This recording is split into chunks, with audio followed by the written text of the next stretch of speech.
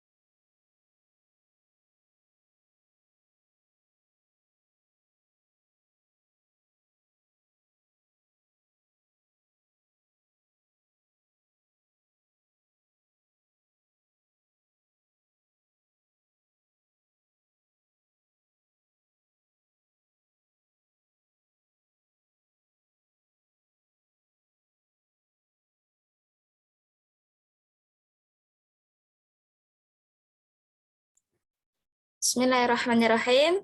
Assalamualaikum warahmatullahi wabarakatuh. Waalaikumsalam warahmatullahi wabarakatuh. warahmatullahi wabarakatuh. Selamat sore Akang Teteh semua. Selamat datang di Pembinaan Berskolarship 5 dengan tema Fikih Muamalah bersama Ustadz Surahuddin Al-Ayyubi LCMA. Alhamdulillahirabbil alamin. Wabihi nasta'in wa ala umuri dunya waddin wassalatu wassalamu ala asrafil anbiya'i wal mursalin wa ala alihi wa sahbihi ajma'in. Alhamdulillah, puji syukur mari kita sanjungkan pada Allah yang Maha Ghafur yang telah memberikan banyak nikmat kepada kita sehingga kita bisa berkumpul di acara pembinaan pekanan Berskolarship 4 ITB dengan tema Fikih Muamalah.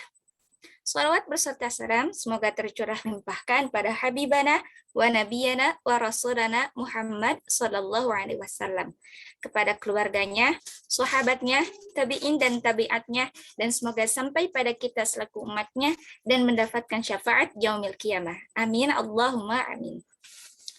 Untuk mengefisienkan waktu, mari kita buka acara ini dengan membaca basmalah secara bersama-sama. Bismillahirrahmanirrahim.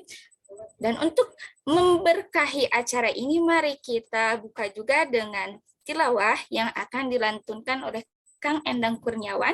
Mangga kepada Kang Endang Kurniawan untuk membacakan tilawahnya. Bismillahirrahmanirrahim. Assalamualaikum warahmatullahi wabarakatuh. A'udzu billahi minasy syaithanir rajim.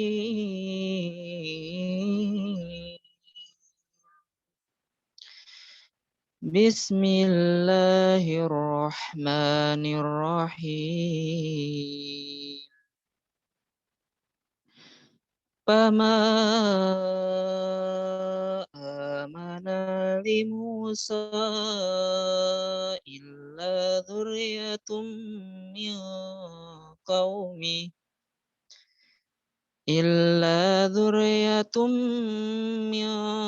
qaumihi ala khawfim min fir'auna wa malaihim an yaftinahum wa inna fir'auna la'alin fil ardh wa innahu laminal musrifin وقال موسى يا قوم إن كنتم آمنتم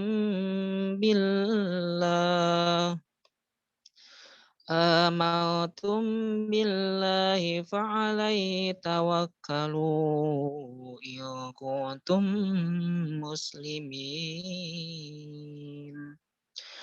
فقالوا على الله توكلنا ربنا لا تجعل فتنة للقوم الظالمين ونجنا برحمتك من القوم الكافرين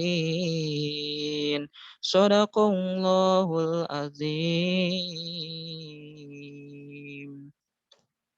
Wassalamualaikum warahmatullahi wabarakatuh. Waalaikumsalam warahmatullahi wabarakatuh. Shadaqallahul adzim wa shadaqallahu rasulul karim wa ala alihi wa sahbihi ajma'in. Terima kasih pada Kang Endang Kurniawan yang telah melantunkan bacaan Al-Qur'annya. Semoga dengan dilantunkannya bacaan ayat tersebut bisa memperbekah acara kita hari ini. Oke, tanpa berlama-lama langsung saja kepada pematerian yang insya Allah akan disampaikan oleh Ustadz Sharahuddin Al-Ayyubi LCMA. Beliau pernah menempuh pendidikan S1 Al-Azhar University, kemudian S2-nya National University of Malaysia. Beliau juga merupakan aktivis organisasi Basnas, pengawas syariah BPRS Bina Rahmah, Ikatan Dai Indonesia, pengurus pusat Ikatan Ahli Ekonomi Islam, dan lain sebagainya. Dan beliau juga merupakan seorang dosen dari Ekonomi Syariah IPB. Ustadz, apakah telah bergabung? Assalamualaikum. Waalaikumsalam warahmatullahi wabarakatuh. Alhamdulillah. Bagaimana kabarnya Ustadz? Ya, alhamdulillah sehat. Gimana Alhamdulillah, semoga selalu diberikan kesehatan ya Ustadz. Ya, amin amin ya rabbal alamin. Oke, untuk pemateriannya apakah sudah siap Ustadz? Ya, insya Allah saya coba share screen sekarang. Oke, mangga Ustadz, waktu dan tempat untuk pematerian dipersilahkan. Sudah kelihatan belum? Sudah Ustadz. Oke, baik. Bismillahirrahmanirrahim. Assalamualaikum warahmatullahi wabarakatuh. Waalaikumsalam warahmatullahi wabarakatuh. Alhamdulillahi rabbil alamin.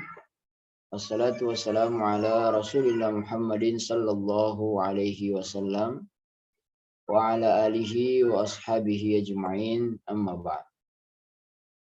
Teman-teman semua yang dirahmati oleh Allah Subhanahu wa taala, adik penerima beasiswa ya ini ya, semuanya ya. Betul Ustaz. Alhamdulillah pada sore hari ini kita dapat berjumpa kembali lagi setelah seingat saya pernah ketemu di jalan tol. Ya. Kalau masih ingat ya. Karena satu dan lain hal waktu itu sehingga akhirnya materi atau acara kita langsungkan dengan keadaan saya lagi di jalan. Alhamdulillah hari ini tidak demikian. Mudah-mudahan diskusi kita sore hari ini bisa banyak nih yang ngobrol nih, yang bertanya ya, apa aja yang kaitannya dengan fikih muamalah. Nah, tentu saja kita juga banyak bersalawat kepada Rasulullah Sallallahu Alaihi Wasallam. Mudah-mudahan dengan syukur kita kepada Allah atas nikmatnya, Allah akan menambahkan nikmat itu, dan mudah-mudahan dengan banyak bersalawat kita juga nanti dapat syafaat. Amin ya rabbal alamin. Fikih muamalah ya, kalau kita lihat di sini judul kita tentang fikih muamalah. Sebagai pengantar begini ya. Ini sesuatu yang harus kita sepakati bahwa Islam itu adalah agama yang komprehensif. Kan begitu ya? Komprehensif itu artinya lengkap, sempurna. Al-yauma akmaltu lakum dinakum wa atmamtu 'alaikum ni'mati wa raditu lakumul Islam madina. Hari ini telah aku sempurnakan bagi kamu agamaku. Jadi sempurna. Nah, sehingga kita, kalau saya tanya misalnya kepada adik-adik semua nih ya, apakah Islam menjawab atau memberikan petunjuk kepada semua persoalan yang dihadapi oleh manusia, apakah iya atau tidak? Mangga dijawab. Nah, ada yang jawab, iya, nidaul husna. Ya, iya Ustadz. Semua pasti jawab dan diberikan solusinya oleh Islam. Elastri juga jawab, iya Ustadz. Nah, saya kira yang lain juga pasti jawab begitu.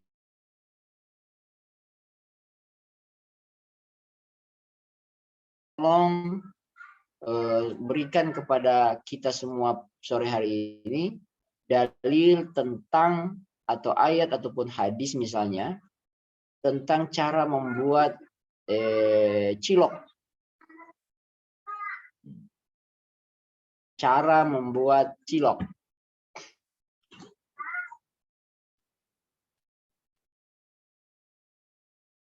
Ya, Fajriyah itu ketawa, Fajriyah. Ada nggak kira-kira ayat ataupun hadis yang bicara soal cara buat cilok?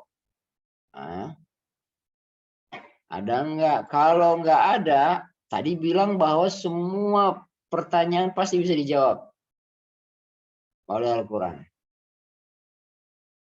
Nah, memang kalau kita buka dan mencari ayat persis, wahai orang-orang beriman, cara buat cilok teh begini, ya, nggak bakalan ketemu. Karena memang Al-Quran itu datang dengan gaya yang umum. Makanya ayatnya, kalaupun ditanya, keluarin tuh ayat. Bunyinya begini. Fas'alu ahla zikr. In kuntum la ta'alamun. Tanyakan kepada ahla zikr. Ahlinya.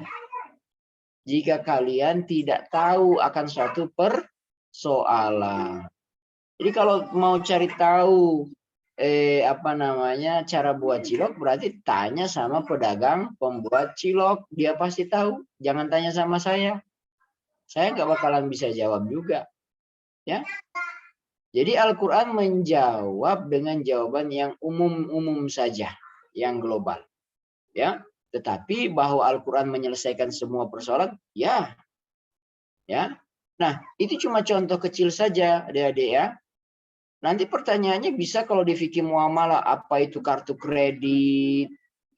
Emang ada di zaman Rasul kartu kredit? Ya. Apa itu GoPay? Ya. GoPay, ya. Pakai apa itu? Elektronik. Emang ada dulu di zaman Rasul? Enggak ada. Atau ada ayat GoPay di dalam Al-Qur'an? Enggak ada. Ya, yang ada adalah bagaimana para ulama kemudian menurunkan aturan-aturan, konsep-konsep, dalil-dalil dari Al-Quran maupun Sunnah sehingga menjadi hukum. Nah, itulah yang kemudian kita sebut dengan hukum. 5 hukum itu.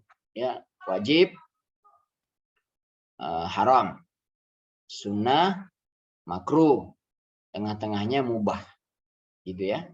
Nah, jadi slide pertama ini kita ingin bilang, kita sepakat ya bahwa agama ini komprehensif. Ya, jangan sampai tidak ada yang tidak bisa dijawab. Kalau agama nggak bisa ngejawab satu persoalan, berarti agama itu kurang dong. Kalau agama itu kurang, berarti Allah itu tidak sempurna dong. Kan begitu ya? Nah, jadi ini cara berpikir awal dulu. Ya, kita harus sepakat. Nah, apa yang sempurna Islam itu? Nah, ini 3. Ini bagannya ini. Ya. Ini adik-adik, ini bagannya ini. Agama kita ini ada akidah, ya, ada syariah, dan ada akhlak. Ini 3 perkara ini tidak bisa dipisah-pisah, tak boleh berdiri sendiri. Oh, saya mau 2 saja, Ustadz.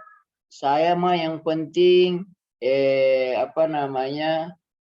atau gini, saya mau yang satu aja, yang paling utama. Apa menurut antum yang utama? Oh, yang utama itu akhlak, Ustadz. Jadi nggak perlu sholat, ya, nggak perlu ibadah. Tapi saya teh orangnya sama tetangga mah bagus, ya. Bager kata orang Sunda bilangnya, bagus berlakunya, gaulnya bagus, nggak suka nyusahin orang, nggak suka ini. Saya akhlak aja, nggak bisa. Memang dia bagus, tapi sholatnya nggak ada, nggak bisa. Harus tetap dia sholat. Atau ada yang bilang begini dulu, daripada menjilbabkan kepala, lebih baik aku jilbabkan hatiku saja dulu. Oh iya, ada yang bilang begitu ya. Nggak boleh, harusnya dua-dua. Ketika dia jilbabkan kepalanya pakai jilbab, ya berarti hatinya juga pakai jilbab, menyesuaikan dengan pakaian atau aurat yang dia tutup tadi. Akhlaknya mengikuti. Tapi akidah juga kemudian menjadi landasan, ya, harusnya jadi landasan, ya. Karena kalau kita bicara akidah, maka saya pakai hadis yang pendek saja nih, ya, bahwa kalau mau masuk surga, kunci surga itu teh apa? Ada yang tahu? Kunci surga. Kuncinya, saya nggak tanya surganya nih. Kuncinya aja, jangan-jangan nggak tahu kunci. Kunci surga aja nggak tahu. Afun muzakir. Kuncinya itu tauhid, Ustadz. Apa itu yang tauhid yang mana? Kunci tauhid itu kayak gimana tuh kunci tauhid? Jadi kunci Ustadz tulisannya tauhid. Oh, itu. Kunci apa itu? Kunci tauhid kayak gimana tuh? La ilaha illallah, kata Irsyad. Nah, itulah kunci surga. La ilaha illallah. Syahadat. Jadi Umar bin Khattab pernah nangis, sedih melihat para rahib-rahib, orang-orang di luar Islam, di mana orang-orang itu baik, orang-orang itu sopan, santun, berbudi, menolong orang. Ketika ditanya, kenapa menangis wahai khalifah? Umar menjawab, mereka itu baik orang-orangnya, ya, suka nolong. Tapi masalahnya, kata Umar, kebaikan mereka tidak mampu mengantarkan mereka masuk dalam surga. Loh, kenapa? Lah karena kuncinya mereka nggak dapat. Kunci mereka nggak punya, yaitu tidak mau mengucapkan asyhadu alla ilaha illallah wa asyhadu anna Muhammadur Rasulullah. Nah, itu dia. Jadi adik-adik teman-teman semua yang dirahmati Allah, alhamdulillah kita sudah bersyahadat, lahir dari orang tua yang muslimah. Alhamdulillah kita dapat beasiswa, bisa kuliah, ataupun apalagi nikmat yang lain. Kita bisa dapat kajian pembinaan, ya, hari ini tentang syariat, ya. Mudah-mudahan akhlak kita bagus. Akhlak yang mana nanti kita lihat. Kalau dia orangnya belajar syariat tentang ibadah, akhlak kepada Allah bagus, maksudnya ibadahnya tertib, tidak ditinggal. Kalau dia belajar teori atau materi tentang politik, nanti dia akhlaknya politiknya bagus, santun. Kalau dia belajar ekonomi, dia belajar bisnis, maka akhlak bisnisnya juga terjaga. Nah, bisnis itu atau muamalah itu di bawahnya syariat. Ibadah, muamalah. Itu bagi dua syariat itu. Jadi syariat itu adalah terbagi dua besar ini. Nah, saya ingin bilang kepada adik-adik semua, yang lebih besar boleh saya tanya, menurut antum-antum semua ini. Dalam agama kita ini, kalau disebut agama ini berarti yang saya maksud itu Al-Quran maupun hadis. Karena agama kita sumbernya dari dua itu. Ya, saya ingin tanya, kira-kira porsi mana nih yang paling banyak? Porsi ibadah yang banyak dibicarakan oleh Al-Quran Sunnah atau porsi muamalah? Monggo, mangga dijawab. Ayo. Siapa yang mau mengetik? Oke. Teh Dita Nuria. Muamalah lebih banyak. Oh, ya. Oke, ada lagi? Tapi itu betul. Memang muamalah itu lebih banyak ayatnya daripada ibadah. Ya. Ibadah mah, kalau ibadah itu apa? Ibadah nih ya, ibadah yang sehari-hari ya. Sholat, puasa, ya, kayak kemarin juga zakat, ya. Itu porsi ayat-ayatnya sedikit. Ya. Kenapa kenapa sedikit? Ya karena memang tidak perlu banyak. Ya, cukup ayat tentang sholat. Ya, bicara tentang sholat, segitu mah cukup. Tapi coba perhatikan, kalau sudah bicara muamalah, ayat, sekarang ini pertanyaan berikutnya nih, siapa yang bisa jawab lagi nih? Ayat apa yang paling panjang dalam Al-Quran? Ada yang tahu? Jangan jawab Al-Baqarah, itu mah surat. Itu surat terpanjang. Yang saya tanya, ayat, satu ayat. Ya. Al-Baqarah 282, Fathur Razak. Ya, betul. Jadi ayat yang terpanjang adalah ayat tentang apa tuh, Fatur? Al-Baqarah 282, kalau boleh tahu. Ayat tentang apa? Ya. Ini kayaknya pada bercanda ini. Akhi-akhi, ukhti-ukhti. Hati-hati. Hilang haknya jadi aki-aki. Ya. Akhi-akhi hilang haknya jadi aki-aki. Nah, apa namanya? Betul, Mbak Fajria, Mbak atau Teh ini ya? Teh ya atau Mbak. Maaf, mic-nya bermasalah, Ustadz. Oh iya. Saya kira Mbak Untung baru mic yang bermasalah, belum antum yang bermasalah. Ya kan? Jadi betul tentang hutang piutang ya. Nah, jadi ayat terpanjang itu betul tentang hutang piutang, nggak salah lagi. Ya ayyuhalladzina amanu idza tadayantum bidainin ila ajalin musamma faktubuh wal yaktub bainakum katibun bil adli wa la yaba katibun an yaktuba kama 'allamahu Allah falyaktub wal yumlil alladhi 'alaihi al-haqq wal yattaqillaha rabbahu wa la yabkhas minhu syai'a fa in kana alladhi alaihi al-haqq safihan aw dha'ifan aw la yastati' an yumilla huwa falyumlil waliyuhu bil 'adl واستشهدوا شهيدين من رجالكم فإن لم يكونا رجلين فرجل وامرأتان ممن ترضون من الشهداء أن تضل إحداهما وتذكر إحداهما الأخرى ولا يأبى الشهداء إذا ما دعوا ولا تسأموا أن تكتبوا صغيرا أو كبيرا إلى أجل ذلكم أقسط عند الله وأقوم للشهادة وأدنى ألا ترتابوها إلا أنت. Sudah berhenti saya di situ. Udah nggak nyambung lagi saya. Ya, makanya ini ayat nggak berani saya bawa kalau lagi imam sholat di masjid.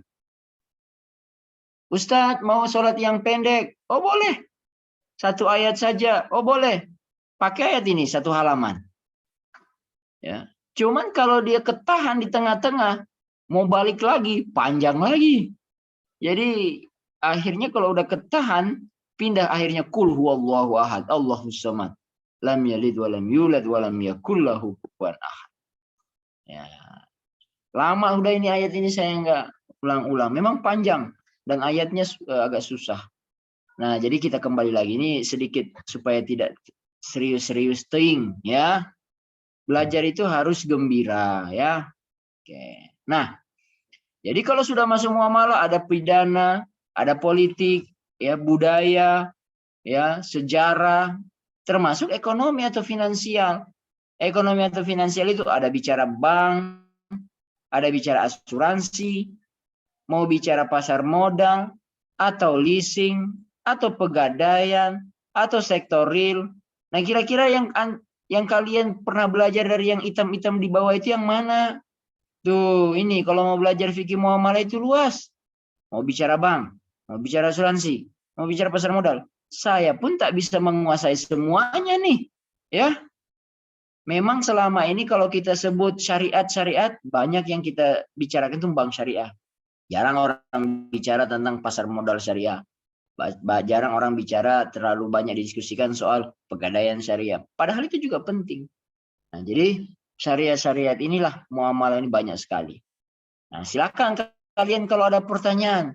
Ustaz, saya mau nanya tentang leasing. Ada, kenapa masalah dengan leasing? Ya itu dia, saya nggak tahu apa itu leasing. Oh, berarti baru bertanya dasar.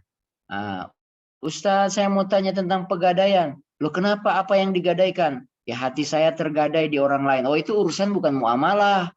Itu urusannya lain, psikologi itu. Ya, kalau soal main-main hati gitu ya. Jadi, bicara muamalah itu bicara hukum-hukum syariat. Baik, kita masuk nih. Nah, mari kita agak serius lagi. Fikih muamalah. Fikih muamalah. Ada dua kata. Ada fikih, ada muamalah. Fikih itu dasar bahasanya al-fahmu. Paham.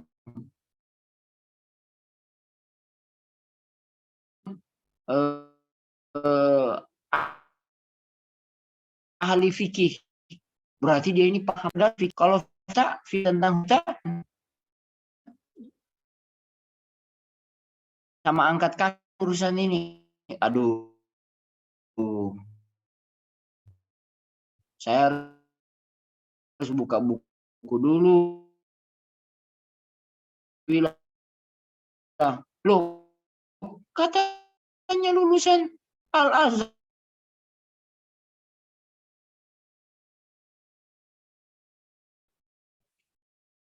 Mau mulai lagi ya tuh. Nah, jadi al-faham, paham dulu. Paham apa? Nah, istilahnya. Jadi fikih itu berarti dia tahu tentang hukum-hukum syariat yang berkaitan dengan perbuatan manusia. Nah, kalau pertanyaannya tentang misalnya, Ustadz, apa hukumnya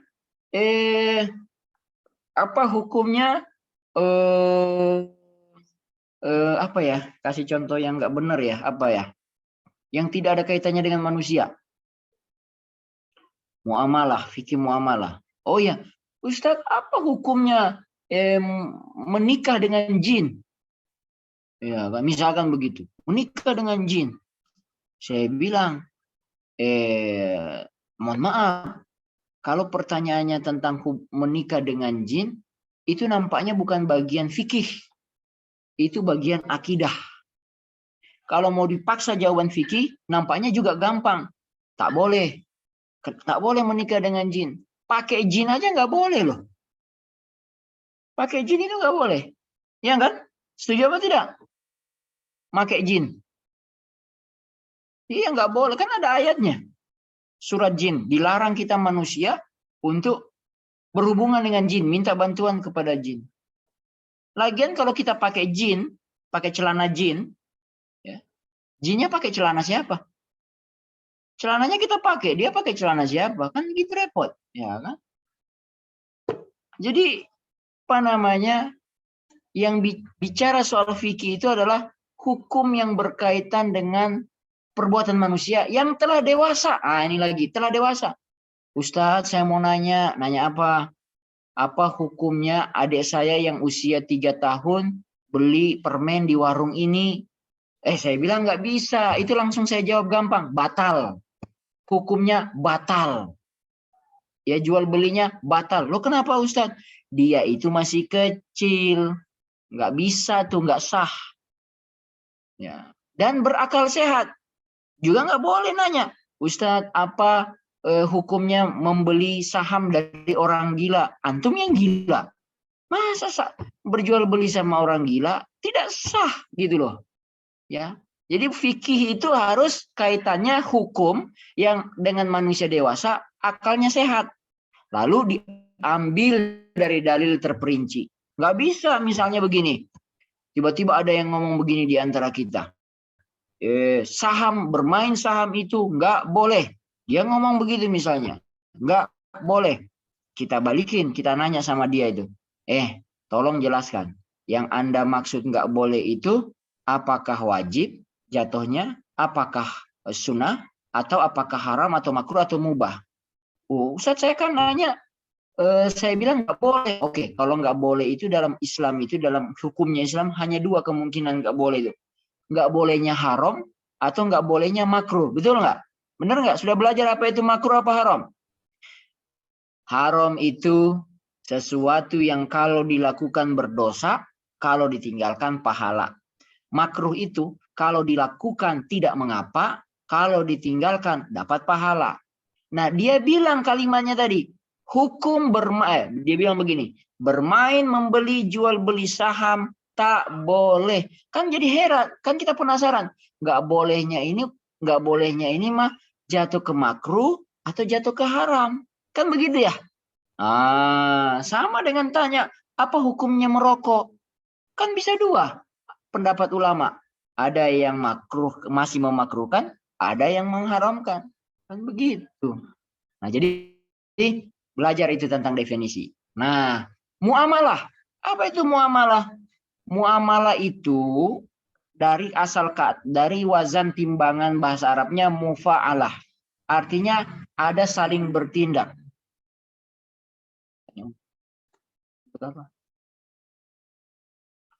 Jadi muamalah itu saling bertindak atau ada lawan bicara. Contoh muamalah apa? Menikah itu muamalah bukan? Betul apa tidak? Kok anggukannya lemah-lemah semua nih? Ya. Menikah itu apa? Oke, betul. Ya. Betul, dia muamalah. Karena kan tadi saya bilang muamalah itu ada definisi bahasanya saling bertindak. Jadi ada orang lain. Kalau ada orang nikah sendirian, berarti nggak masuk muamalah. Jadi dia yang laki-lakinya, dia perempuannya, dia saksinya. Ini orang gila. Kan gitu ya? Nah, atau misalnya begini, jual beli itu muamalah atau tidak? Jelas muamalah. Ya kan? Karena ada penjual, ada yang pembeli. Kan nggak mungkin. Saya barusan melakukan jual beli. Siapa penjualnya? Saya. Siapa pembelinya? Saya juga. Objek barangnya, ya ini punya saya. Ijab kabulnya, ya saya ngomong sendiri. Enggak, benar itu. Jadi muamalah itu adalah semua tindakan manusia yang membutuhkan lawan. Menikah, jual beli, sewa menyewa, utang piutang, apalagi ya? Apalagi urusan muamalah itu? Politik, itu muamalah itu. Karena berhubungan dengan orang lain, budaya, termasuk ekonomi. Nah, sudah selesai. Nah, ini dia. Kita masuk kepada yang disebut bahan baku fikih. Ataupun bahan baku fikih muamalah. Jadi ada bahan baku utama, sama ada bahan baku tidak utama. Ya kan? Saya kalau mau menjelaskan slide ini, saya kasih contoh begini. Tolong dijawab di chat kalau nggak mau jawab di mulut ya, pakai suara gitu. Gini. Saya akan kasih kepada kalian semua masing-masing 1 kilogram daging. Oke? Sepakat? Oke. Terus saya bilang begini perintahnya. Tolong buat masakan dengan bahan baku daging. Sekarang tulis semua masing-masing.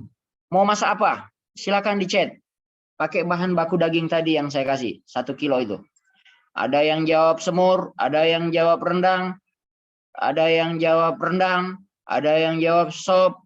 Semur lagi. Balik lagi semur. Ini saya mau lihat penguasaan makanan dari daging. Semur lagi. Rupanya semur semua ini. Opor. Ya, semur lagi, tongseng ada baru, sayur, sayur apa daging? Ya, ada yang keren, steak, ya. untung tulisannya benar, steak. Coba dia tulis stick, makan kayu dia. Ya kan? Apa namanya? Sate, bakso, sate, tongseng, sosis, sate lagi. Jago bikin stick. Sei sapi, sei sapi ini lagi populer ini. Sate, nugget, iya kan? Daging geprek, selesai. Ya.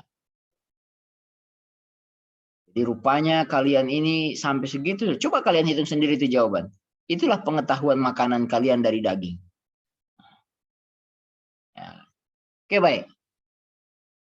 Akhirnya jadi saya kasih 1 kilogram daging. Di dalam kepala kalian semua, beda-beda masaknya. Itu yang saya bilang, kalau muamalah itu sumbernya, primernya sama dari Al-Quran, yaitu sama-sama daging, sama-sama ayat, tapi ketika diolah, dimasak, kok jadi beda-beda ya? Ada yang mau masak bakso, ada yang mau masak sate, tapi kan sama dari daging bahan bakunya, sama dari Al-Quran. Saya kasih lagi contoh perintah berikutnya. Saya kan sudah kasih tuh 1 daging kilogram. Sekarang saya mau tanya ini pengetahuan lebih dalam lagi nih. Saya tidak bebaskan. Maksudnya saya akan arahkan masakannya. Tolong masak soto. Ayo, mau masak soto apa? Yuk jawab cepet. Tulis. Soto apa? Soto ayam, Madura, Babat, Betawi, Lamongan, geprek, ayam Betawi, Bandung. Ya, Bandung, Kudus. Ya kan? Apalagi? Indomie soto, itu mah mie. Ya kan? Soto brick scholarship. Waduh, apa pula itu ya? Ayo soto, baru soto Kudus, Bandung, Lamongan. Ini kok jadi jawabannya geografis? Padahal saya tanya makanan, kenapa jadi jawaban geografis? Ya, jadi sebut nama daerah. Soto Yam, soto Naila. Aduh, ini udah aneh nih. Soto Depok pula, ya kan? Belum pernah saya lihat soto Depok. Ya. Nah, sekarang saya sudah bilang, saya arahkan ke soto, tapi ternyata masih beda-beda juga. Ya, ya kan? Coba lihat kepala pikiran kita itu. Sudah saya kasih daging 1 kilo. Saya udah spesifikan, tolong buat soto. Malah beda-beda lagi. Ada yang mau buat soto ini, soto ini, soto ini. Sekarang saya bilang, saya agak keras nih. Tolong buat soto yang paling umum aja. Soto ayam. Kira-kira kalau sudah jadi semua nih soto ayam, kira-kira nih saya tanya ini, sama nggak rasanya semua yang buat? Ya, beda lah, pasti beda. Ya, pasti beda. Yalah, enakan buatan aku, tapi kan belum terbukti, belum ada kirim. Ya, kita kan bisa buktikan kalau sudah di ya, ini Mas Irsyad udah aneh-aneh dia ini, enak dengan rasa cinta. Apa pula ya ini Mas Irsyad ini ya? Ya kan. Oh ya, perlu tanding boleh dibuat. Nah, iya adik-adik teman-teman dirahmati Allah. Jadi itulah yang saya ingin bilang dari slide yang di depan antum semua ini ya. Jadi primer itu ya.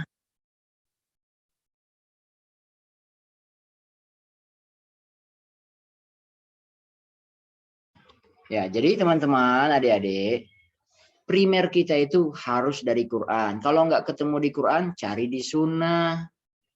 Kalau nggak ketemu di sunnah, cari di ijma. Ijma itu kesepakatan ulama. Kalaupun itu belum dapat, ada cara yang namanya kias, membandingkan. Ya. Itu yang disepakati. Bagaimana nggak disepakati? Oh, itu banyak. Ada masalah mursalah. Nah, ini saya tidak mau jelaskan semuanya satu-satu nih. Habis waktu kita. Saya mau pindah ke slide berikutnya. Tapi tujuan saya menyampaikan slide ini supaya antum semua paham. Kalau mau bicara bab fikih muamalah, jangan pernah merasa cukup dengan satu pandangan. Harus legowo, kata orang Jawa. bahwa nanti di satu masalah akan ada perbedaan pandangan. Wah, kenapa itu Ustadz sana bilang boleh, Ustadz sini bilang nggak boleh? Ya mungkin saja. Tinggal lihat dalilnya apa yang dipakai. Gitu ya. Nah, sekarang saya pindah slide berikutnya. Slide ke-7. Dari 10 slide, 3 slide lagi. Tenang, aman. Mengenal akad. Kan saya nggak mau ngajarin fikih muamalah cuma 1 jam ini. Mau dibahas semuanya. Muamalah itu luas. Kita mau bicara bank, itu materi sendiri. Mau bicara asuransi, itu materi sendiri. Mau bicara soal utang piutang, itu lama tuh utang piutang. Mulai dari etikanya, mulai dari surat syarat-syaratnya, rukun-rukunnya. Mau bicara gadai-gadaian, lama tuh. Nah, oleh karena itu sore hari ini saya hanya ingin buka dulu pintu wawasannya ini. Ternyata seluas itu. Iya, betul. Nah, sekarang saya ajak di slide ini mengenal akad. Ya, kenalan dulu sama akad. Apa itu akad? Akad itu ikatan. Makanya ada yang sebut akad nikah, akad jual beli, akad hutang piutang. Artinya apa? Ada ikatan. Ya. Ya, ada orang yang berakad, ada ijab kabul, ya, dan lain sebagainya. Dan ikatan itu menimbulkan hak dan kewajiban. Jadi kalau antum ini saya lihat usianya pada belum nikah nih, pengen nikah, akad nikah. Tapi jangan pernah berpikir akad nikah itu cuma bicara soal hak. Saya mau menikah, itu hak saya. Hidup para jomblo. Begitu. Ya. Jangan bicara hak saja. Tapi bicara soal kewajiban. Pas ditanya, maharnya sudah siap? Belum. Ngasih makan apa? Belum ada. Tabungan?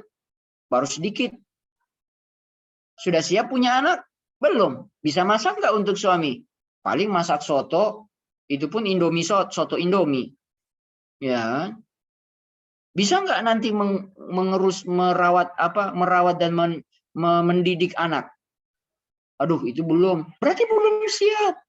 Ya. Jadi kalau bicara akad, ada hak, ada kewajiban. Tidak selalu haknya aja, enaknya aja. Tapi kewajiban dari konsekuensi akad itu perlu dipikirkan oleh kalian semua. Tadi saya kasih contoh nikah. Jual beli juga begitu. Ya. Soal halal haramnya dan lain sebagainya. Nah, sekarang kita masuk. Akad jual beli atau akad bisnis atau akad muamalah akan menjadi sah kalau terpenuhi 1, rukun dan syarat. Rukun muamalah atau rukun jual beli, ada penjual, ada pembeli, ada harga, ada akad. Maksudnya ijab kabul. Ya. Kalau itu tidak terpenuhi, maka jual beli itu dianggap tidak sah. Nah, nanti ada yang nanya, Ustadz, bagaimana dengan jual beli online? Nggak ketemu pembeli, nggak lihat barangnya. Itu sah apa tidak? Nah, kita jawab, sah. Dari mana sahnya? Siapa penjualnya? Ya penjualnya lapak itu. Pembelinya ya antum. Barangnya itu ada di gambarnya, dia disebutkan. Saya jual baju, ukurannya jelas, bahan kainnya jelas, warnanya juga jelas. Bicara soal warna, di bawah foto itu ada tertulis, mohon maaf, foto adalah foto asli. Seandainya terjadi perbedaan antara hasil foto dengan asli yang dikirim, boleh jadi karena ini bicara soal kualitas mengambil foto. Jangan-jangan dia pakai HP HP Oppo, ya, Oppo yang lama. Ya, jadi warna gambar bajunya tidak secerah itu. Pas datang ke pembeli, loh kok warnanya begini? Nah, kan dia sudah sampaikan di awal. Gambar belum tentu mewakili keseluruhan nyata-nyata aslinya. Kan begitu. Iya enggak? Ya kan? Terus dia sebut di situ, bahannya segini, bahan. Kalau perempuan kan kalau belanja baju itu lebih lama megang-megangnya daripada bayarnya. Ya kan kalau beli baju itu pegang sini. Pegang entah apa yang dirasain ya kan. Kayak punya ilmu sendiri kayaknya memang ya. Oh, ini halus, ini enggak panas. Sudah begitu udah lama megang-megang. Maaf Pak, saya ke toko sebelah dulu ya. Nah, enggak jadi juga. Ya kan? Tapi enggak apa-apa. Namanya juga belum terjadi ijab qabul, ya kan? Itu baru bicara bahan, pegang-pegang. Belum bicara harga. Pas sudah ditanya, wah ini bagus ini kayaknya. Harganya berapa ya Pak? Harganya murah Mbak, ini cuma 500.000. Aduh, nggak nyampe. Mulai lama di situ. Boleh nggak Pak, saya beli 100.000. Ya Allah, dari 500 jadi 100.000. Nah, tawar-menawar terjadi. Ya, kata penjualnya udah 400 aja, saya udah turunin. Waduh, jangan begitu Pak. Bagaimana kalau saya naikin jadi 150? Kamu nih, ya udah, saya turunin ya 3,5. Aduh Pak, 200 deh. Begitu akhirnya. Dari atas turun, dari bawah naik. Tung, akhirnya ketemu harga. Namanya equilibrium. Harga titik keseimbangan. Itu namanya tawar menawar. Ya. Nah, terus sudah. Jadi ada rukunnya, ada syarat-syaratnya. Yang kedua, bebas dari maghrib. Oh, berarti nggak boleh jualan maghrib-maghrib. Ya, isya, subuh, zuhur boleh. Bukan itu. Maghrib itu adalah maisir. Tahu maisir? Maisir itu judi. Judi. Nah, jangan beranggapan judi orang main kartu. Salah. Orang main kartu itu cuma contoh, salah satu contoh judi. Judi yang paling populer, judi misalkan bermain saham. Saham ada unsur judinya enggak? Ayo, tahu enggak? Saham. Ada unsur judinya enggak?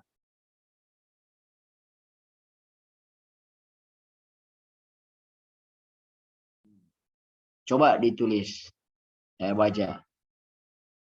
Ada kata Kang Didi ini, Mas Didi. Di mana? Dia kan nggak pakai kartu. Dia cuma beli kertas-kertas saham. Di mana sisi? Oh, ada spekulasi. Ya, betul. Jadi, judi itu jangan diterjemahkan judinya saja. Tapi maksud dari larangan judi, karena ada gambling. Gambling itu apa? Spekulasi. Ya.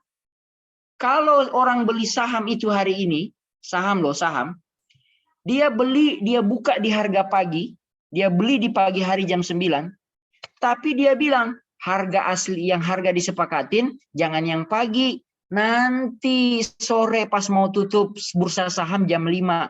Nah, dia sepakati tadi di pagi hari harganya 10.000 satu lot. Apakah sore hari nanti 10.000? Belum tentu. Bisa 11.000, bisa 9.000. Berarti terjadi gambling, judi. Ya enggak? Nah, oleh karena itu teman-teman, siapa yang pernah punya pengalaman pergi nukar uang asing, valuta asing ke money changer? Sudah ada yang punya pengalaman? Coba, ada enggak? Ya udah, nanti dijawab sambil tunggu. Nggak bakalan bisa datang ke money changer jam 10 pagi, Pak. Saya punya dolar ini 100 dolar. Saya mau tukar ke rupiah. Nah, dilihat di jam 10 pagi itu 1 dolar itu tukar dolar ke euro. Kita kasih yang sederhana aja, dolar ke rupiah. 1 dolar itu waktu harga jam 10 pagi itu ada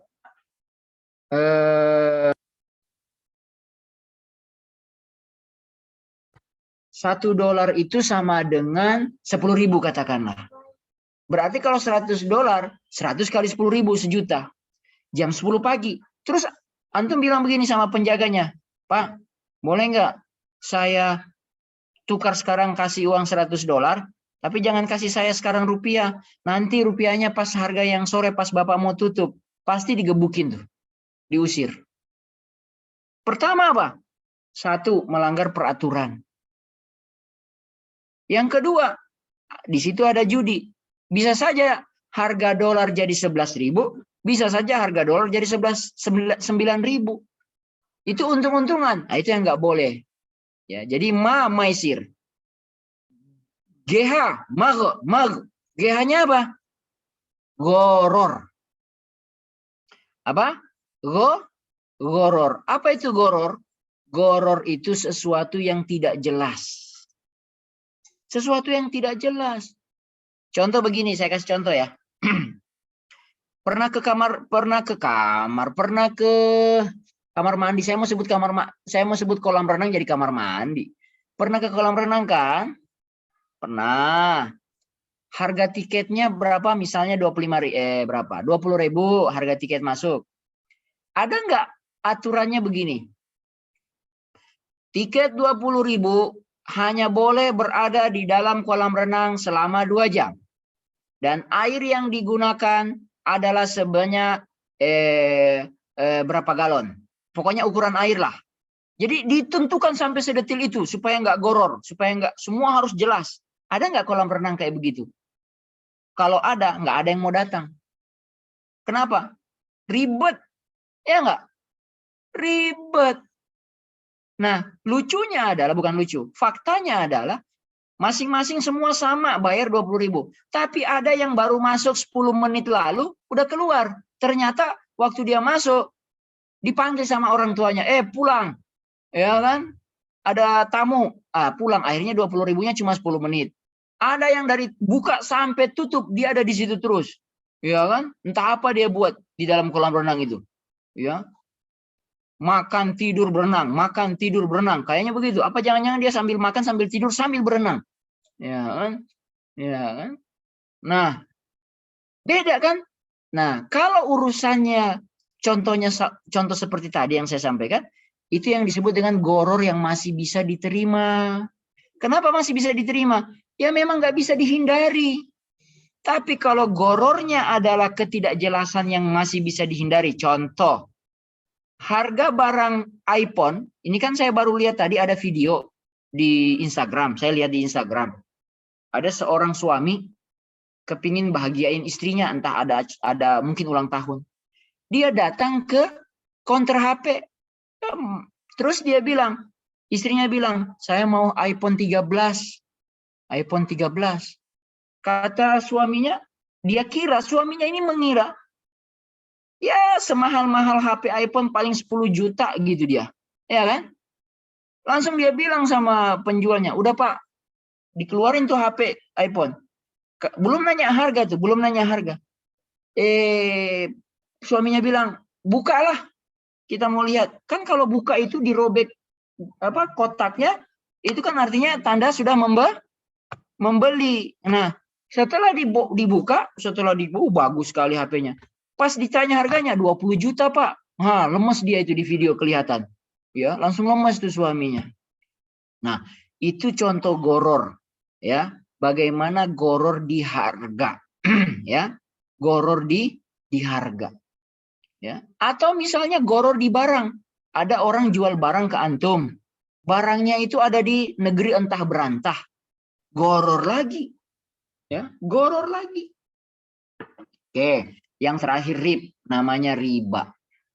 Ya, kalau itu bisa materi bisa lama lagi tuh. Ya, materi khusus tentang riba. Nah, yang ketiga, akad itu menjadi sah kalau dia real. Ini kok kalimatnya kegantung ya, harus real dan tidak boleh titik. Silahkan isi sendiri. Ya kan? Harus real ini maksudnya adalah harus jelas. Ini mungkin ingin menjawab yang goror tadi. Kemudian yang D, menggabungkan akad sosial dan akad bisnis. Ini penting juga. Ustadz Afwan untuk waktunya 10 menit lagi. Siap. 10 menit saya berhenti. Kalau mau untung, pakai akad bisnis yang ada untungnya. Jangan pernah pakai akad sosial, karena akad sosial itu tidak boleh ada untung. Contoh akad sosial apa? Utang. Menghutangkan orang. Anda ngutangin orang 100.000. Kembali 100.500 rupiah. Boleh nggak? 100.500 rupiah. Nggak boleh, riba. Riba loh. Ya. Tapi Ustadz, saya kan sudah rugi memberikan waktu pinjaman. Nah, itu salah. Bukan itu. Itu makanya ini lama nih kalau saya jelasin lagi nih. Yang terakhir adalah tunduk. Saya mau tanya jawab aja. Tunduk pada fatwa DSN MUI. Apa itu DSN? DSN itu Dewan Syariah Nasional. Jadi gini, kan di awal saya bilang, ini poin penting juga nih, supaya antum semua bisa paham. Jangan sampai pulang dari materi ini, keluar dari materi ini malah tambah bingung. Gini, perlu ini saya jelaskan baik-baik. Tadi saya bilang di awal, bahwa kalau bicara muamalah, paham? Pelan-pelan ya, kalimat saya diresapi ya. Kalau kita bicara muamalah, maka siap-siaplah menerima perbedaan pendapat. Sudah? Sampai situ paham? Oke. Pendapat A, pendapat B. Sama-sama punya dalil. Oke? Satu bilang boleh haram. Satu bilang boleh halal. Satu bilang nggak boleh haram. Wah, ini halal sama haram bertemu. Tuh. Satu pakai dalil, satu pakai dalil. Sama-sama kuat dalilnya. Nah, ketika terjadi pertentangan kayak begini, ngotot-ngototan siapa yang mau dimenangkan? Coba. Ya, ini maksudnya begini. Kalau urusan masing-masing, pilihan masing-masing, itu kan terserah masing-masing. Saya Ustadz, saya mau ambil yang pendapat yang haram. Silakan, tidak ada masalah. Tapi Anda harus konsisten. Saya kasih contoh misalkan urusan masalah GoPay. GoPay itu ada pendapat yang mengharamkan. Ada pendapat yang membolehkan, menghalalkan. Yang mengharamkan dia bilang begini, karena GoPay itu ada akad yang mendasarinya adalah akad hutang. Jadi kalau pakai akad hutang, semua tambahan, diskon, potongan harga, promo, maka semua yang modelnya begitu menjadi riba, nggak boleh. Maka dia bilang nggak boleh. Satu lagi bilang GoPay itu akadnya bukan akad hutang, tapi akad jual beli. Karena dia akad jual beli, maka diskon, potongan, promo, dan lain sebagainya boleh. Beda ya cara pandang ya. Saya bilang tadi, kalau Anda mau memilih yang salah satu yang haram misalnya tadi, yang mana nanti saya lupa ini yang kiri apa yang kanan. Kalau Anda misalnya milih yang haram, silahkan itu pilihan. Tapi jangan coba-coba sudah memilih yang haram, tapi malah pakai GoPay. Ya kan? Kalau Anda memilih yang halal, silahkan pakai. Dan orang yang haram, yang mengharamkan, jangan mencela dan jangan mengata-ngatai mereka yang menghalalkan. Karena sama-sama punya dalil. Nah, itu kalau pribadi-pribadi silahkan. Tapi kalau bicara sudah urusan umat, urusan orang banyak yang harus dikasih keputusan yang besar, maka kalau dua orang ini sama-sama ngotot, saya yang benar, dia bilang saya yang benar, nggak pernah akan ketemu sampai yaumul kiamah. Maka ketika ada pertentangan yang begini, maka yang diambil adalah keputusan penguasa. Paham? Keputusan penguasa. Siapa penguasa ini? Dewan Syariah Nasional Majelis Ulama Indonesia. Tuh yang ada tertulis di layar. DSN MUI. Boleh nggak saya langgar itu DSN MUI? Boleh. Tapi atas pilihan pribadi. Tapi kalau sudah urusan lembaga, apalagi berhubungan dengan orang banyak, dalam soal bisnis, terus Anda melanggar tidak pakai hukum keputusannya DSN MUI, jika ada masalah, Anda akan dianggap salah. Paham? Paham ya? Ini konteksnya berpikir, cara berpikir. Ini berbicara kebangsaan. Bahwa muamalah, bahwa fikih, mau tidak mau hari ini, kita ada dalam konteks negara Republik Indonesia. Maka hukum yang kita pakai adalah hukum yang diputuskan dan disepakati oleh seluruh rakyat Indonesia. Seluruh rakyat Indonesia kemudian dalam masalah bisnis tunduk kepada Dewan Syariah Nasional Majelis Ulama Indonesia. Slide ke-8. Waktu tinggal berapa? Tolong disampaikan lagi, dihitung. Nah, ini contoh jual beli yang terlarang karena pelakunya, jual beli dengan orang gila, jual beli dengan anak kecil, jual beli dengan terpaksa, jual beli macam-macam. Boleh, tapi nanti ini lagi cara nggak bisa, susah. Juga terlarang karena objek. Ya, jual beli makdum, baiul makdum itu jual beli barang yang nggak ada. Jual beli yang susah diserahkan barangnya, jual beli goror, jual beli najis, jual beli air, jual beli nggak jelas majhul. Ada yang terlarang karena sifat, jual beli urbun dan macam-macam ini. Ini saya sengaja tulis begini, jual beli azan saat azan Jumat, bukan azan maghrib, azan Jumat. Jadi ini saya kasih contoh-contoh 3 macam model-model terlarang karena orangnya, karena objek barangnya, atau karena sifat dari jual beli itu sendiri. Nah, saya kira saya sengaja tidak ingin menjelaskan detail karena setiap membahas jual beli yang diharamkan dalam Islam itu juga panjang nih. Ini contoh-contohnya nih banyak sekali. Mau dari sisi pelaku, mau dari sisi objek, mau dari sisi sifat. Lama nih. Jadi saya kira saya harus berhenti di sini karena waktu juga sudah selesai. Mudah-mudahan ada tanya jawab dan mungkin siapa tahu bisa menyambung pada sesi-sesi yang lain. Terima kasih. Assalamualaikum warahmatullahi wabarakatuh. Saya kembalikan ke moderator. Waalaikumsalam warahmatullahi wabarakatuh. Terima kasih Ustadz atas materi yang telah disampaikan. Semoga bermanfaat. Maka saya buka sesi tanya jawabnya. Mangga kepada teman-teman semua, akang teteh semua yang mau.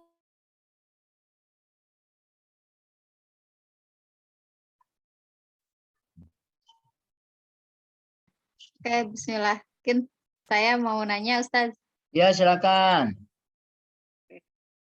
Assalamualaikum warahmatullahi wabarakatuh. Saya Linda. Izin bertanya, mohon penjelasannya Ustadz. Tadi saya lihat di slide itu ada jual beli terlarang karena sifat, yaitu jual beli saat azan. Nah, itu maksudnya gimana ya? Iya, saat azan itu saat azan Jumat ya. Maksudnya saat azan Jumat, karena ada dalilnya dan tinggalkanlah ya, apa itu ayatnya? Allahumma sholli ala Muhammad. Iza nudiya lis-sholati mi yaumil jum'ah. Kalau kalian sudah diseru untuk melaksanakan sholat Jumat, fas'au ila zikrillah, maka segeralah kepada mengingat Allah. Maka para ulama dari dalil ayat tadi memberikan keputusan hukum tidak dibolehkan ya, kalaupun bukan haram ya, kalaupun tidak jatuh haram itu makruh, sesuatu yang dibenci. Ya, jadi sebaiknya untuk itu kita jaga-jaga. Lebih baik kita jatuh hukumnya haram saja. Jangan sampai orang sudah azan masih membeli cilok, masih beli gado-gado, masih beli somai gitu. Saya pun heran, kenapa sih orang pas jam-jam begitu disitulah ramenya. Saya perhatikan ya. Saya juga heran, jangan-jangan setan ikut bermain di situ ya. Pada saat-saat sudah mau dekat azan, paling rame pembeli di situ. Betul nggak? Jadi padahal harusnya kalau mau makan itu setelah Jumatan. Atau kalau memang lapar, makan sebelum azan. Makanya segera datang ke masjid. Gitu ya penjelasannya ya. Saya izin minum. Siap, jazakallah Ustadz. Ya itu Mas Kang Faza mau nanya tuh. Jazakallah, makasih sama-sama. Silakan. Ya, izin bertanya Pak Ustadz. Jadi ini tentang masalah yang teman saya hadapi. Ini mungkin agak panjang, Ustadz, ada ceritanya. Jadi lama-lama ceritanya. Iya Pak. Jadi beberapa minggu lalu teman saya itu melakukan galang donasi untuk seorang dosen yang kebetulan rumahnya terbakar. Nah, setelah donasi terkumpul, itu teman saya mau transfer ke Pak dosen tersebut, tapi beliau malah mengarahkan ini agar diberikan ke saudara yang lebih membutuhkan, karena beliau karena alhamdulillah udah kelebihan banyak katanya dapat dari yang lain. Nah, setelah diskusi teman-teman saya ini memutuskan untuk uang tersebut disalurkan ke bencana erupsi Semeru dan udah minta izin ke Pak Zaki, ke dosen tersebut dan sudah diizinkan. Nah, pertanyaannya ini Pak Ustadz, apakah teman saya ini boleh langsung transfer uang donasi tersebut ke Semeru atau harus wajib transfer dulu ke Bapak dosen tersebut, karena di awal itu kan tujuannya donasinya mau disalurkan ke Pak dosen tersebut. Oke, saya jawab ya. Terima kasih pertanyaannya. Jawabannya adalah boleh langsung transfer ke Semeru. Karena kalau dia transfer ke dosen lagi, nanti dosennya repot lagi transfer ke Semeru. Ada biaya adminnya 6.500, ya kan? Seperti itu. Jadi boleh langsung ya. Karena sebenarnya gini loh. Sebenarnya akad niat dari awal itu kan kalau ketika mau ngasih ke dosennya, akadnya kan akad sedekah. Ya kan? Aslinya itu akad sedekah. Sedekah itu tidak ada, agak saya bilang dulu, masih ingat materi bulan lalu tentang zakat, bedanya sedekah, bedanya zakat, masih ingat? Sedekah itu jauh lebih fleksibel, ya kan? Kalau zakat itu harus jelas penerimanya siapa, ya kan gitu ya. Tapi kalau sedekah bebas. Nah, karena akadnya awalnya sedekah dan sudah disampaikan niat baik itu ke dosen, dosennya bilang, ya saya nggak usahlah dikasih. Nah, berarti sebenarnya hak uang itu belum berpindah sama sekali ke dosen. Tidak berpindah. Uang itu masih hak para pengumpul donasi. Maka ketika mau diserahkan pindahkan ke Semeru, maka tidak perlu juga minta izin sama si dosen. Tidak perlu sebenarnya minta izin. Karena hakikatnya uang itu belum pun menjadi milik dari si dosen. Uang itu berubah menjadi milik si dosen kalau sudah dikasih. Kalau sudah di tangannya. Kalau belum dikasih, uang itu statusnya masih bukan milik Pak dosen. Masih miliknya yang mengontrol, mengorganisasi, mengumpulkan donasi. Nah, mau dipindahkan ke Semeru, silakan. Nggak usah minta izin sama dosen sekalipun, tetap sah, halal. Wallahu alam bisawab. Apa kita perlu menjelaskan ke pihak-pihak yang melakukan donasi, Ustadz? Bahwa itu perlu, itu penting. Sampaikan. Ya, sampaikan saja bahwa donasi ini tidak lagi diteruskan ke Pak dosen, tapi kita akan teruskan ke Semeru. Dan kalau sebenarnya ada yang protes, oh nggak mau, ya kalau dia protes kembalikan saja, selesai gitu ya. Tapi saya sih nggak yakin sih ada yang protes, toh sama-sama dari awal niatnya untuk kebaikan. Wallahu a'lam bishawab. Terima kasih, Ustaz. Ya, sama-sama. Masya Allah. Afan Ustadz, tadi saya terputus jaringan. Mangga kepada teman-teman yang masih penasaran atau mau bertanya mengenai materi yang telah tadi disampaikan, karena masih ada waktu, boleh untuk ditanyakan pada Ustadz.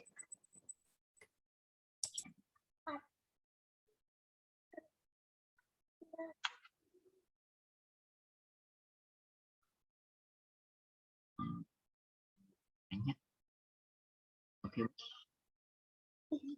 Tolong nyalain lampu, Kak. Udah gelap. Juga itu namanya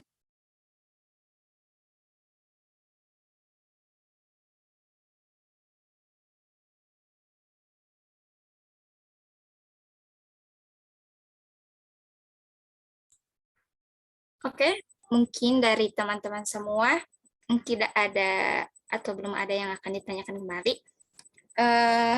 Ditutup saja ya Ustadz.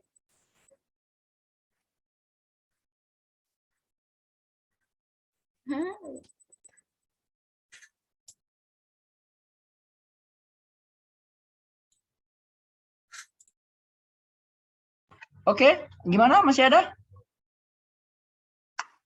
Kalau tidak ada, ngapain kita paksa-paksa? Ya. Ya, karena mungkin sudah tidak ada yang akan ditanyakan kembali, mangga kepada Ustadz memberikan closing statement. Oh, ada tuh, Asilmi. Mangga, Asilmi. Oh ya, fisilmi kafah itu ayatnya. Mangga, Asilmi. Oke, terima kasih Tela. Sebelumnya mohon maaf tadi agak bingung tanya enggak ya gitu. Saya takutnya di sini teman-teman udah mengerti, cuma mungkin dari saya belum mengerti, Ustaz. Ya. Jadi terkait ini sih, Ustaz, kayak ibaratnya di Shopee atau apapun itu flash market kayak gitu, marketplace kayak gitu, suka ada yang namanya apa ya namanya, kayak bentuknya kayak kredit, kayak Shopee Letter, Shopee Pay Letter. Shopee Pay Letter, bayar Iya, sekarang, gitu. Nah, beli sekarang, bayar nanti. ya, nah itu gimana ya, Ustaz? Kayak kan kalau misalnya hutang tuh sepengetahuan saya kita membayarkan sesuai jumlah hutangnya gitu, terlepas apapun itu, mungkin tambahan bunga dan lain sebagainya kayak gitu. Nah, selain dari Shopee Pay Letter juga sebenarnya banyak pinjaman-pinjaman yang mungkin pinjaman-pinjaman online, dimana kalau misalnya meminjam suka ada kalau telat bayar sebulan dendanya segini ya per bulan, ataupun itu sebagai bentuk penegasan kepada pihak yang pihak punya utang seperti itu. Nah, kalau begitu Ustaz, untuk itu masuknya sebenarnya bisa dibenarkan nggak sih Ustaz, yang untuk penegasan atau itu tuh tetap masuk tidak benar juga gitu tentang denda-denda tadi? Ya, saya jawab ya 2 pertanyaan ya. Ya, Ustaz. Pertanyaan pertama, bagaimana hukum status Shopee Pay Letter? Pokoknya semua yang letter, Traveloka Letter, Shopee Letter, semua yang letter itu saya bisa pastikan itu ada riba di dalamnya. Ya, karena apa?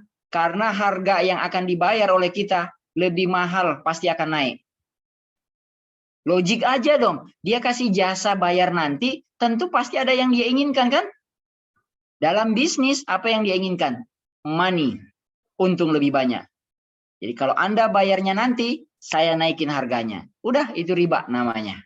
Oke ya? Oke. Dan dia pinjamkan uang sebenarnya. Akadnya pinjam. Jadi dia yang bayarkan dulu. Ya, ada yang membayarkan dulu. Nah, oke, itu jawaban pertama. Jawaban kedua. Bagaimana soal denda-denda sebagai penegasan? Di satu sisi itu bagus supaya mendidik orang tepat waktu, jujur, tanggung jawab dan lain sebagainya. Tapi di sisi lain, kalau denda itu diizinkan, dibiarkan, riba kan? Karena ada tambahan, ya kan? Pinjam 1 juta, dendanya 500.000, jadi 1.500.000. Berarti 500.000 itu statusnya apa? Riba, ya enggak? Betul enggak? Ya kan? Statusnya riba. Tapi ini kan untuk mendidik mereka, Ustaz. Nah, saya bilang, dalam fatwa yang kita dikeluarkan oleh DSN MUI, di situ tertulis jelas, denda boleh dilakukan dengan catatan bahwa uang hasil denda tidak boleh dianggap sebagai keuntungan, tetapi harus masuk ke rekening sosial dan penggunaannya harus diberikan kepada penggunaan yang memberikan manfaat kepada umat. Bangun jembatan, bangun kamar mandi, nah, pakai uang denda-denda tadi. Bisa dipahami? Oke, ada pertanyaan yang baru. Ya, Ustadz, semisal kita punya kartu kredit yang tujuannya bukan untuk berhutang, tapi untuk dapat promo. Itu boleh tidak ya? Ketika kita bayar dengan kartu kredit, kita dapat diskon bayaran. Kartu kredit syariah sudah ada, ya. Kartu kredit syariah sudah ada. Dan kartu kredit syariah itu dari sisi DSN sudah disetujui, artinya dari aspek fikihnya aman, dari aspek hukum legalnya OJK Bank Indonesia juga sudah membolehkan. Artinya boleh dilakukan. Adapun promo itu urusan soal jual beli, itu urusannya yang ngasih ya. Nggak ada masalah. Promo nggak ada masalah. Ini soal kalaupun Anda berniat bikin kartu kredit hanya supaya dapat diskon bayaran, tapi kan ada sisi lain, saya lupa itu, biaya yang harus antum bayar ketika menggunakan jasa. Jadi ketika menggunakan jasa kartu kredit ada jasa yang harus dibayar, ya. Nah, Ustaz izin bertanya, ini ada keluarga saya gitu yang punya kasus gini. Waduh, ini ada keluarga saya gitu yang punya kasus gini, nah, gitu dan gini. Ya. Apa hukumnya seorang anak membeli rumah orang tuanya, tapi niatnya itu semacam take over cicilan hutang rumah. Sebentar. Tapi karena suatu dan lain hal, proses di bank mengharuskan anaknya membeli dengan harga lebih rendah dari value asli rumahnya. Pertanyaan lanjutannya, lalu bagaimana nanti dengan masalah warisnya? Ini pertanyaan luar biasa. Ya, saya aja pun pusing bacanya. Tapi coba ya kita urai satu-satu. Jadi dia tanya ini, pertanyaan pertama. Hukum seorang anak beli rumah orang tua. Emang boleh orang tua menjual rumah ke anaknya? Itu pertanyaan dasar. Ya boleh saja, asal di luar warisan, iya kan? Jadi jangan dicampur aduk, ya. Menganggap bahwa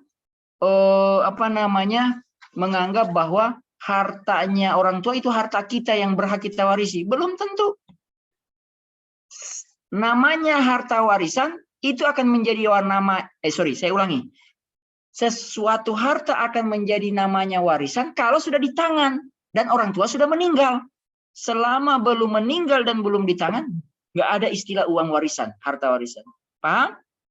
Jadi kalau orang tua bapak masih hidup, maka hartanya itu harta dia.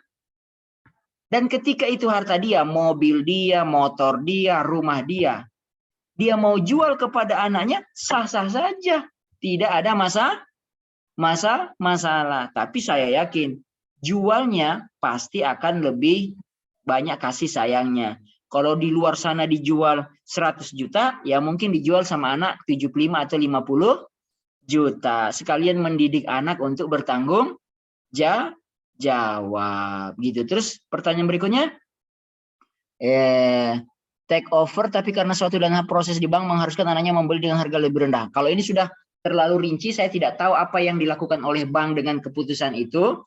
Tapi seandainya itu tidak ada masalah, saya kira tidak ada yang dizolimi, tidak ada yang unsur riba, monggo silahkan, tidak ada masalah. Saya tidak bisa menjawab pertanyaan kedua karena tidak tahu persis apa itu suatu dan lain hal, proses apa yang dimaksud di bank sehingga mengharuskan si anak membeli dengan harga lebih rendah. Wallahu alam bissawab. Pertanyaannya kurang jelas di nomor 2. Selesai. Sudah, nggak ada lagi yang nanya, ya. Oke Ustadz, karena waktunya juga sudah habis untuk sesi tanya jawab, Betul. maka untuk Ustadz dipersilakan untuk closing statement. Mangga Ustadz. Baik, ya saya closing statementnya, materi fikih muamalah bukan materi yang berhenti sedikit. Ini materi yang luas, ya. Saking luasnya, yang kita sepakati hari ini halal, boleh jadi 5 tahun, 10 tahun mendatang, itu berubah. Kenapa? Saya sudah bilang, fikih muamalah itu berubah sesuai dengan konteks zaman dan konteks pelaku di dalamnya. Muamalah itu fleksibel, tapi tetap bukan berarti memudahkan. Tapi memahami fikih muamalah, memahami dalil-dalil secara terperinci. Oleh karena itu, saya ingin statement terakhir, kalau antum punya kesulitan untuk memahami lebih detail soal hukum masalah keuangan, maka fas'alu ahlu zikri in kuntum la ta'lamun, kata Al-Quran. Tanyalah ahlinya jika kalian tidak mengetahui. Ketika antum tanya ahlinya, ahli A mengatakan boleh, ahli B mengatakan tidak boleh.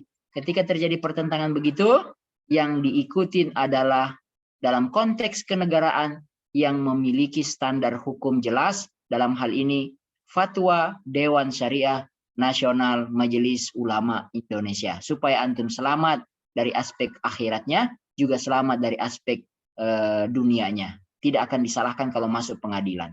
Wallahu a'lam bishawab. Selamat belajar, selamat memahami fikih-fikih muamalah jual beli yang sehari-hari dilakukan. Ya, mudah-mudahan kita diberikan oleh Allah harta yang halal melalui belajar cara-cara yang halal. Assalamualaikum, terima kasih warahmatullahi wabarakatuh. Waalaikumsalam warahmatullahi wabarakatuh. Jazakallah khair Ustaz atas segala materi dan juga ilmu barunya untuk kita. Semoga apa yang telah disampaikan Ustaz bisa bermanfaat bagi kita dan kita bisa memberikan kebermanfaatan lagi kepada orang-orang kepada yang lainnya. Karena sesi pematerian tanya jawab telah usai, akhirnya yang ditunggu-tunggu adalah kita foto bareng. Maka pada Akang Teteh semua yang belum on cam, boleh on cam dulu, kita foto bareng dulu bersama Ustadz. Untuk mendokumentasikannya, boleh Tenida dibantu untuk dokumentasi. Oke, mangga, Teh. siap. Mangga Kang Teteh mau on cam dulu semuanya. Ada 2 slide ya, jadi nanti 2 kali. Oke, udah siap semuanya. Ini Mas Irsyad yang kemarin bulan lalu nanya sama saya juga ya, materi zakat ya, betul ya? Atau beda? Ane ke Asaga nanya, Ustaz. Oh. Bukan yang minggu lalu nanya ya? Ada kemarin yang nanya juga itu? Bukan ya? Oke, baik. Kang Teteh, kita mulai dokumentasi ya. Untuk slide 1 terlebih dahulu. Oke. 1, 2, 3. Oke. Sebentar. Mana senyum Pak? Lanjut ke slide 2. Ayo kasih senyum terbaiknya. 1, 2, 3. Oke. Sip. Sudah selesai. Sudah baik. Sudah Ustaz. Baik. Terima kasih. Saya pamit ya.